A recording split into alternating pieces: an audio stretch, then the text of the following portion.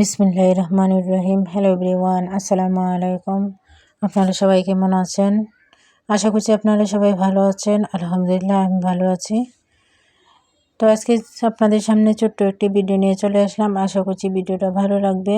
তো সবার কাছে একটাই অনুরোধ, ভিডিওটা যারা দেখছেন প্লিজ একটা লাইক দিয়ে কন্টিনিউ করবেন এবং ভিডিওটা শেষ পর্যন্ত দেখার অনুরোধ রইল।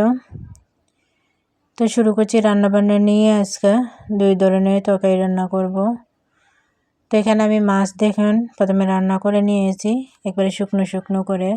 সাইলপা মাছ ছিল, সেগুলো আমি রান্না করে নিয়েছি। তো আর আজকে আমি গরুর মগজ বোনা করব।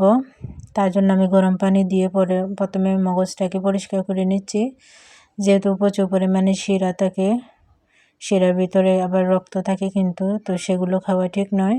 তো রক্তগুলো আমি আগে পরিষ্কার করে নিচ্ছি। তো গরম পানি দিলে সুবিধা হয়, এগুলো বের হয়ে আসে। তো দেখেন আমি এগুলো পরিষ্কার করতে কিন্তু খুবই সময় লাগে, সময় নিয়ে করতে হয়। আমি ধীরে ধীরে এগুলো পরিষ্কার করে নিচ্ছি। পরিষ্কার করে নিলে কিন্তু আবার দেখতেও সুন্দর লাগে, তার জন্য ফুটন্ত আমি গরম পানি নিয়েছিলাম। এখানে দেখেন আমি ভালো করে বেছে নিয়ে কেটে নিয়েছি ছোটো ছোটো টুকরো করে। তখন রান্নার পর্যায়ে চলে যাব। এখানে পেঁয়াজ আর কাঁচামরিচ আমি একসাথে দিয়ে দিয়েছি, দিয়ে আর লবণ দিয়ে দিলাম। লবণটা দিলাম এর কারণে পেঁয়াজটা তাড়াতাড়ি হয়ে যাওয়ার জন্য। লবণ দিলে হয় কি তাড়াতাড়ি পেঁয়াজটা সেদ্ধ হয়ে যায়, তার জন্য একসাথে লবণটাও আমি দিয়ে দিলাম। দিয়ে ভালো করে পেঁয়াজটা কষিয়ে নিচ্ছি। এখন আমি কিছু গোটা মশলা দিয়ে দেব, তেজপাতা, দারচিনি আর এলাচি দিয়ে দিলাম। দিয়ে আদা রসুন বাটা এখানে একসাথে ছিল, তো এটাও দিয়ে আমি নাড়াচাড়া করে নিচ্ছি। তো মগজ বোনা কার কার খেতে ভালো লাগে অবশ্যই জানাবেন। আমার স্বামী এনেছিল, তো বলছে যে এগুলো রান্না করার জন্য, ফ্রিজে রাখলে ভালো লাগে না। তো আর সাথে সাথে বলছে যে এগুলো সাথে সাথে রান্না করে নাও, খেতে ভালো লাগবে। তো আমিও বেছে এগুলো রান্না করে নিচ্ছি।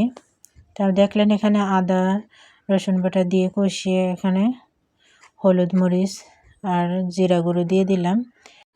এখানে গরুর মগজটাও দিয়ে দিছি আমি, আর সাথে কয়েকটা আলু আমি ছোটো ছোটো করে দিয়ে দিলাম। তো আলুটা দিলেও ভালো লাগে, ছোটো ছোটো করে টুকরো করে দিয়ে দিয়েছি আমি। দিয়ে এখন নাড়াচাড়া করে নেব ভালো করে। তো মগজ কিন্তু রান্না করতে বেশি সময় লাগে না, খুবই নরম একটা জিনিস, তো তাড়াতাড়ি রান্না কিন্তু হয়ে যায়। তো আমার বেশিক্ষণ সময় লাগবে না রান্না করতে। এই যে কিছুক্ষণ নাড়াচাড়া করে নেব। এখানে আমি পানিও ব্যবহার করি নাই, যে পানি উঠেছিল সে পানিতেই আমার কিন্তু রান্নাটা হয়ে গেছে।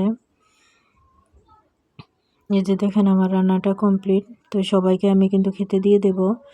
তো আজকেও আমি বিন্নি চালের ভাত রান্না করেছিলাম। এই যে দেখেন বিন্নি চালের ভাত। তো বাচ্চারা কিন্তু বিন্নি চালের ভাতগুলো পছন্দ করে। তো 2 দিন আগে কিন্তু রান্না করেছিলাম, তো আজকেও বলছে যে বিন্নি চালের ভাত খাবে, তার জন্য আজকেও রান্না করেছি। তো এখানে দেখেন সবাইকে সাজিয়ে দেওয়ার জন্য বলছে, সবাই এরকম দিলে পছন্দ করে আমার বাচ্চারা। তো 3 জনের জন্য কিন্তু এখানে খাবার বেড়ে নিয়েছি আমি। আর দেখেন মগজ বোনাটা আমার কেমন হয়েছে, বাড়িতে তুলে নিয়েছি। তো সবাইকে এখন আমি দিয়ে দেব। এখানে সাথে আমি শসাও কেটে নিয়েছিলাম সালাদ হিসেবে, তো আমি শসাটাও কিন্তু এখানে আমি দিয়ে দেব।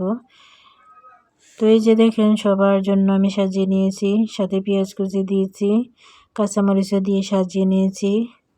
তো আপনাদের কাছে কেমন লাগে আমার ভিডিওটা অবশ্যই জানাবেন। আর নতুন বন্ধু হয়ে থাকলে সাবস্ক্রাইব করে পাশে থাকবেন। আমিও আপনাদের চ্যানেলে সাবস্ক্রাইব করে দিয়ে আসবো। আর আমি কিন্তু সবার ভিডিওই দেখি, ভিডিও আসার সাথে সাথে কিন্তু আমি সবার ভিডিওটি দেখে নেই। তো আমার ভিডিওটি দেখার অনুরোধ রইল।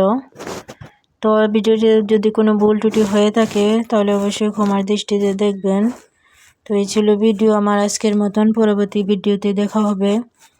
সবাই ভালো থাকবেন, সুস্থ থাকবেন। আল্লাহ হাফেজ, আসসালামু আলাইকুম।